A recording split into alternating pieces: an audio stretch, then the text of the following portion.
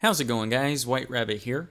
I'd like to talk to you all today about the homosexual agenda. Now, unfortunately, this is an extremely sensitive topic to most people, and I am sure to upset people on both sides of the aisles on this issue with this video, but for some reason I still feel compelled to cover this issue because it is an obvious agenda being perpetuated by the powers that shouldn't be.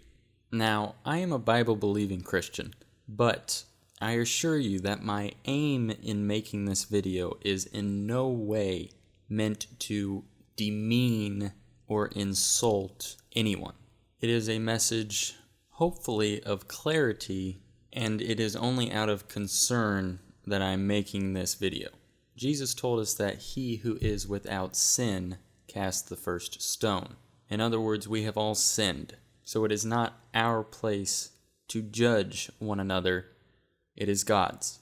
Having said that, serious sins like homosexuality being constantly shoved down our throat and not only becoming normalized but celebrated should be very disturbing to people who are awake. It's obvious that they're pushing this agenda, but the question that many of you probably have is why? So, in this video, I want to kind of discuss and clarify what the history of homosexuality is, particularly in the occult. I want to talk a little bit about what the Bible has to say about it, and I want to talk about some of the ways that it is being perpetuated. So, without further ado, let's get into it. Now, to start off with, let me first explain to you my background with the homosexual community so that you can get a better grasp on where I'm coming from. Growing up, I have had numerous friends who identified as homosexual. In fact, I would dare to say that the majority of my close friends identified as homosexual. So believe me when I say this is not out of hate that I'm coming to you, but out of love and out of concern. Through my own life experience, I myself at one point questioned and struggled with my own sexuality.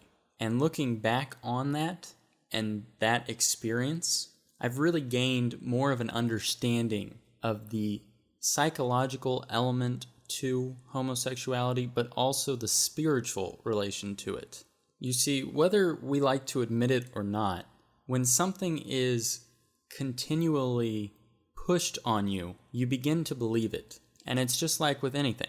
We are easily corrupted. We are easily manipulated to believe certain things. Well, growing up, I was always a particularly shy person, but I also had 3 sisters. And I think because of that, I guess I was a little more in touch with my feminine side than most people. And not that I was flamboyant or wore woman's clothing or anything like that, but I did certainly have a little more sympathy for others and things of that nature. So naturally, while growing up, many people questioned me on a regular basis on my sexual orientation, including my own parents and my own family.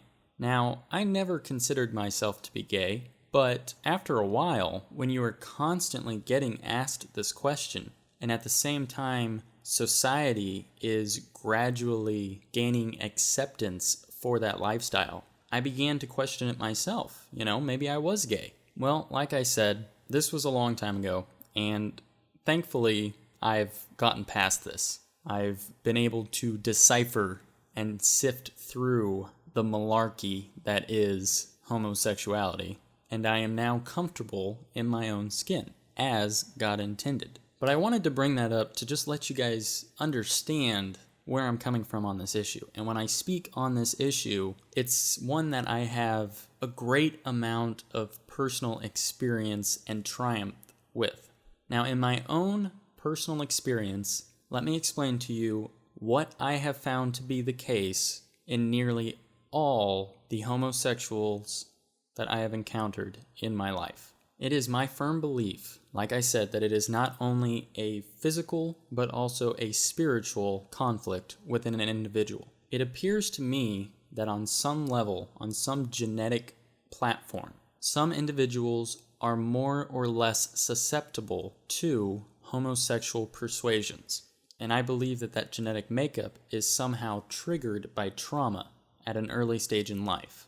And I also believe that people who are surrounded by demons, literal spiritual beings, demons, which I know for a fact do exist because I've seen them personally, but that's a discussion for a whole nother time, are more susceptible to giving in to that physical desire. It also goes hand in hand with Satan wanting people to worship him and to worship the things of this world. And what do demons do? They constantly push you towards earthly things.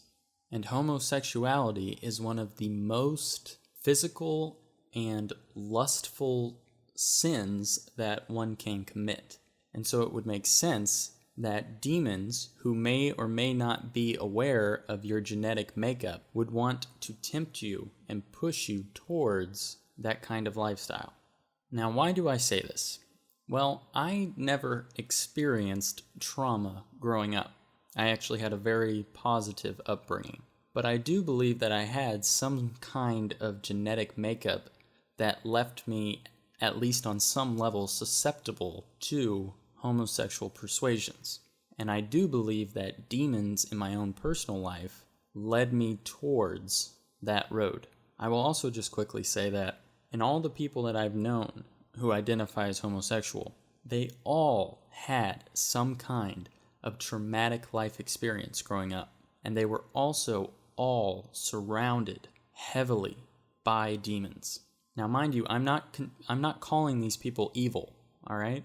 And I'm not damning them to hell or anything like that. I'm just telling you how it is. And in more cases than not, homosexuality was just one of many horrible sins that these people were committing. But again, it's not because they were evil. It's because they're deceived. They're misled. I'd like to point out a comparison for you. A lot of time, people who are anti-homosexual will compare homosexuality to bestiality. And while I can see the comparison there, I think there's a much better comparison that can be made. And that is comparing homosexuality in a way to pedophilia. Now, if you watch the news and you see, for example, a 30 or 40-year-old teacher sleeping with their high school student who is, let's say 15 or 16 years old, most people would be disgusted by that and would not hesitate to believe that that should be against the law and then that teacher should be thrown in jail. And I'm just using this to illustrate my point, so hear me out on this. But in the case of homosexuality, it's actually a very similar thing, because in more cases than not, you have the dominant homosexual who attempts to court or persuade another member of the same gender to partake in a physical embrace. Now, the thing is, especially younger people, who it seems more and more today are moving towards that lifestyle, they're usually people who are just spiritually misguided, to be quite frank. And so it could be viewed as a very similar situation. And the other more important part to this, which is why I think this is a more accurate comparison, is that when you see a pedophile, or you know that somebody's a pedophile, people look at it in a very different light than they do homosexuals nowadays. People look at a pedophile and think to themselves that they should be able to control their sexual urges, and that there is no reason that they should act on those impulses. Yet, when they look at a homosexual, they have nowadays the opposite response. They think that they should act on those impulses. And that to me is just a sign that there is something very backwards about our whole society. And now, I'm not talking about the laws, okay? When it comes to gay marriage laws and things like that, personally, I don't really have an opinion one way or the other. If two people want to commit themselves to a life of sin, they're going to do it with or without laws. So the whole gay marriage thing, it's really a non-issue to me. And in general, I believe the fewer laws and restrictions placed on us by our government agencies, the better. But this brings me to the point that people think that you're born homosexual and that you can't change, and that people who identify as homosexual are just homosexual and that we should accept it. But the fact is, just like with a pedophile, they don't have to act on those impulses. A pedophile doesn't have to sleep with a child. And someone who has homosexual impulses doesn't have to sleep with someone of the same gender. And people assume that if you're gay type of thing, and that there's no cure, if you will. But what I'm getting at here is that homosexuality is actually a manifestation of demons and of corruption of the flesh. There is, in my belief, a genetic disposition that allows someone to be more or less susceptible to homosexual desires based on the demons surrounding them and also personal trauma. And the truth is, and what our society now doesn't want you to know for whatever reason, is that there is a way out of that lifestyle. There is a way out of that frame of thought and those lustful feelings. And that way is Jesus Christ. And this sounds crazy to people, to non-believers. It sounds absolutely absurd, and I get that. But it's true. Once you become saved, and once you become a true believer in Christ, it's not that the Bible and the commandments suppress you and inhibit your ability to live how you want to live. That's not what those commandments and rules in the Bible are about. And I think this is something that people get very confused about. Those commandments and the rules that we are meant to follow, laid out for us in the Bible, are there to protect us and are there to ensure that we live a happy and fulfilled life. You have to look at God as your Father and the rules that He wants us to follow that are present in the Bible, just as a father would give rules to a child. Now, a child may look at those rules. Take, for example, playing in the street. A child would look at those rules and think, well, what if I want to play in the street? I'm just going to go ahead and play in the street anyway. But they don't really understand that the reason that their father doesn't want them to play in the street is not because they're a mean father or they're trying to suppress their child in any way. It's because they don't want their child being hit by a car. And that's what the commandments are, people. They're there to protect us. And yes, even the commandments about not worshiping false idols. And if you watch one of my earlier videos about Saturn symbolism on that series that I've started, you'll understand how dangerous some of those false idols can be and how they all wrap back to Satan. It's because he doesn't want you worshiping Satan. You have to realize that these rules in the Bible are there for us because God loves us and because He wants us to live a happy and fulfilled life. And there's a whole lot more than 10, by the way. And when I say that homosexuality is the manifestation of demons corrupting the spirit, that's exactly what it is. Because as my belief is, some people have a part of them that they may or may not be born with that leaves them susceptible to certain persuasions. For example, some people are more or less inclined, as they get older, to have homosexual persuasions, just as some people growing up are more or less inclined to have alcoholic persuasions. They're very much the same thing. And the thing is, as you get older and as you begin to let down your guard and allow these demons to surround you, they accumulate and they pile up. And before you know it, you're surrounded by 100 different demons and you don't even realize it. And it overpowers you after a while. And you give in to these temptations. And sometimes giving in to those temptations manifest in different ways. And I think that's what is dependent on your genetic makeup, as well as the type of trauma that you may or may not have endured growing up. And I hear a lot of people say, God made me this way. And this is another big misunderstanding that I think people don't quite fully understand. Did God make you? Yes, of course he did. But God made your spirit. And there's a big difference. Because God made Adam and Eve, okay? And he continues to make spirits for each one of us. And those spirits are created when a man and a woman lay together, when a woman becomes pregnant with the seed of a man. But there are a whole lot more variables that go into play than just that. And like I said, God made Adam and Eve. But since the fall from grace, man's seed had become corrupted. So God made Adam and Eve as they were. He made them perfect, both spiritually and physically. And we are descendants from them. And between the time of Adam and Eve and Noah, through the aid of fallen angels, or as some people think that they are, aliens, man's seed became corrupted. And the only pure human left on the face of the planet was Noah and his sons.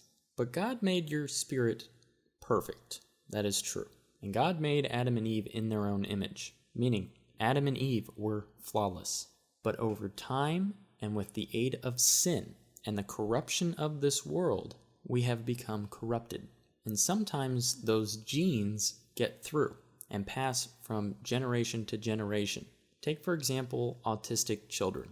Did God really make that child autistic on purpose? Probably not. Somewhere down the road, I guarantee you that that child became autistic due to some form of recessed gene, or maybe even a vaccine or shot that the mother took while she was pregnant, or that the baby took right after being born. You know, there's all kinds of different things that factor into this. God makes a perfect spirit, and yes, we are all perfect. But don't be fooled into thinking that that means you're perfect on a physical level as well, because our flesh has been corrupted, all of us, on some level. Some of us carry genes that manifestate as ADHD, some as autism, some as alcoholism, and yes, some even as homosexuality. That's not God's doing, though. Somewhere down the line, that was the result of sin. That was the result of this world. Now, the good news is, like I've said before, the answer to homosexuality is Jesus Christ. And again, some people think that in order to be a Christian or to have a strong faith in the Bible means kind of having a boring life. And some think that it sucks the fun out of things. But the truth is, when you become a Christian and truly give yourself over to the Lord and put all of your faith and love in Jesus Christ, you will find that your worldly desires will begin to change. I promise you. It happened to me. And I wouldn't be telling you this if I didn't truly believe and have first-hand experience with this. Folks, Jesus Christ takes away your earthly desires. And so you will not be consumed by homosexual thoughts anymore. And you will not be consumed with a driving force to drink. And you will easily be able to repel these demons surrounding you as soon as you let him into your life. It will become a night and day difference to you. I promise you that. True Christians don't follow in the footsteps of Jesus Christ and try to obey God's rules because they have to, but because they want to. All right, sorry if I was rambling on there, but I had to make sure that I told you all that so that I could lay a foundation on which we can now build so that you can fully understand the roots and the true purpose of the gay agenda. All right, so let's jump now to the word itself, gay. Where does the word gay come from? And why doesn't it just mean happy anymore? The origins of the word gay come from the 12th century in England, and it's derived from an old French word, G-A-I, which in all actuality was probably a Germanic word first, though it's completely unknown. The original meaning of it meant joyful, carefree, full of mirth, or bright and showy. Now, around the 17th century, the word became associated with immorality. And by then, the Oxford Dictionary definition was changed to mean addicted to pleasures. Often euphemistically of loose or immoral life. And this was an extension of one of the word's original meanings, which was carefree. Now, fast forward from the 17th century to the 19th century, and the word gay referred to a woman who was a prostitute, and a gay man was someone who slept with a lot of women, often prostitutes. So it's kind of ironic that today, a gay man doesn't sleep with women. Also around that time, the phrase gay it meant to have sex. With these new definitions, the original meanings, carefree, joyful, bright and showy, were still around, so the word was not exclusively used to refer to prostitutes or promiscuous men. Those were just accepted definitions, along with the other meanings of the word. But around the 1920s and 1930s, however, the word started to get new meaning, and in terms of the sexual meaning of the word, a gay man no longer just meant a man who had sex with a lot of women, but started to refer to a man who had sex with other men. By about 1955, the word gay officially acquired the new definition of meaning homosexual males. So I wanted to kind of lay that all out for you so that you could see how the origins of the word itself help to explain how someone would be overcome by homosexual tendencies. Homosexuality is equivalent to an addiction. It's an outcome of lustful desires. It originates not in the spirit, but in the flesh, and it is driven by demonic influence. Some of you may begin to realize where I'm headed with this.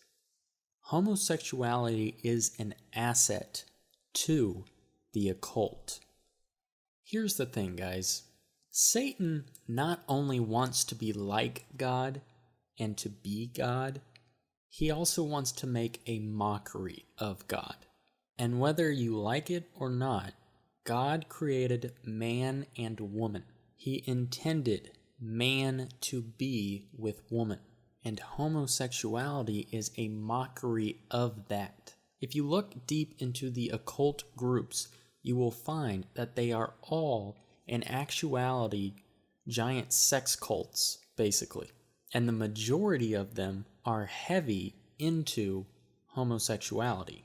And the reason for that is because it directly goes against God's wishes on a very fundamental level. And as a result, it actually draws in demonic energy and demonic spirits, because demons are attracted to sin and evil. And that's why if sometimes you go to a haunted house or something like that where something truly horrific had happened, a gruesome murder or something, and you may feel the presence of what you think to be ghosts, well, those ghosts are actually demonic spirits that have been attracted to that place because of something that was truly awful and evil that happened within this realm that made waves into another dimension.